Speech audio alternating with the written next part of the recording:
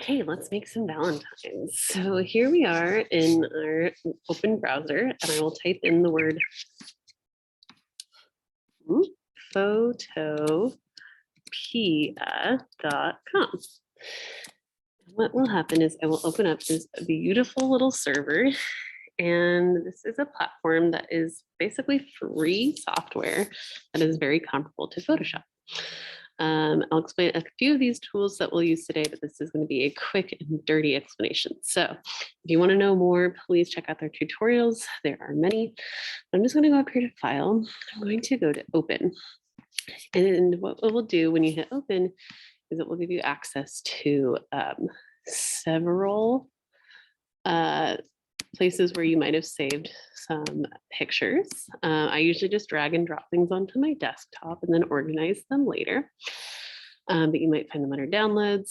Personally, I made a little folder over here for Valentine's already. So I'm just going to click one of the pictures and then I'm going to hit Shift and click all of the pictures. And then I can click Open and Photopia will open up each one of those images. So these are included in this package, so you'll be able to choose some of these if you like. I'm going to go with cherubs and my picture of Biden and Kamala. So the first thing I'm going to do, I'm going to go up here to my Move tool. This tool is really helpful. It's basically like the best way to direct your images. And then I'm going to pick my lasso tool under the selection tool, and I'm going to click, hold, and drag till I can get a little circle around Biden's head. Not the cleanest job because I'm doing it fast, but I've made a little dancing ants line around his face. So I can come up here to edit and I can hit cut. It's basically like I've cut a picture out of a magazine, and I can go over to my new picture. I will click new layer, this little button right here, and it gives me a brand new layer where I can paste his image. Making new layers just makes things a lot more organized. I'm just going to click paste, and now I have his little head. I'm going to take my arrow, and let's say I wanted to make his head bigger. I could go up here to transform controls, make sure this box is checked, and then I can click, hold, and drag these little boxes in order to make his head bigger, smaller, etc. I'm just going to move him right there. And I can click off, and then I can go get my picture of Harris. So I'm going over, I'm going to move from my Move tool back to my Lasso tool. And with the Lasso Select tool, I'm going to click, hold, and drag. That little plus sign is going to go all around.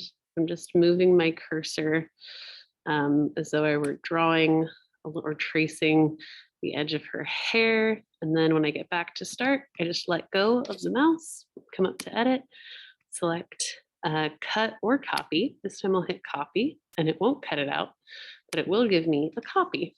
So I go back to my image just by clicking the tab, go up to edit, hit paste, and there she is, ready to go. And I can, again, change the size of her head by dragging those transform controls. If I want to get rid of those transform controls, I come back up here to the Move tool. I deselect the transform controls. And I'll drag her to be on top of him. If I wanted him to be on top of her, I can move his layer, right? He has that first new layer that we made. I can click this layer in the layers panel, and I can drag it slowly so it goes on top of layer 2.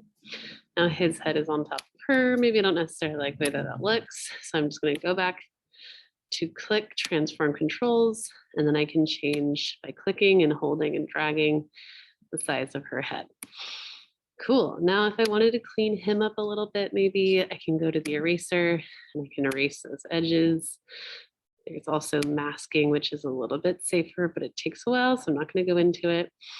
But you can clean up some edges that way. Just make sure you have the selection properly with your layer.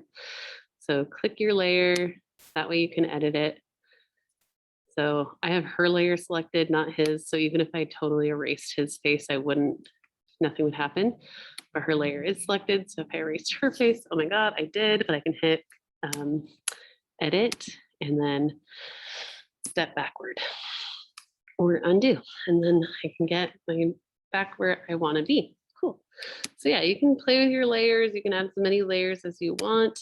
When you're happy with how it looks, you go up to File, and then you'll go to either save as a PSD, which is saving as a Photoshop document. And that means you can share it with other people. They can edit it. They can play with it too. It can be a collaborative project. Or you can go down here to export if it's ready and select either a PNG or a JPEG.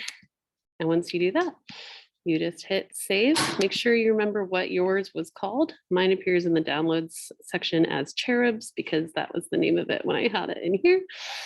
So it is good to go. I can just drag that into an email and it's ready to be submitted.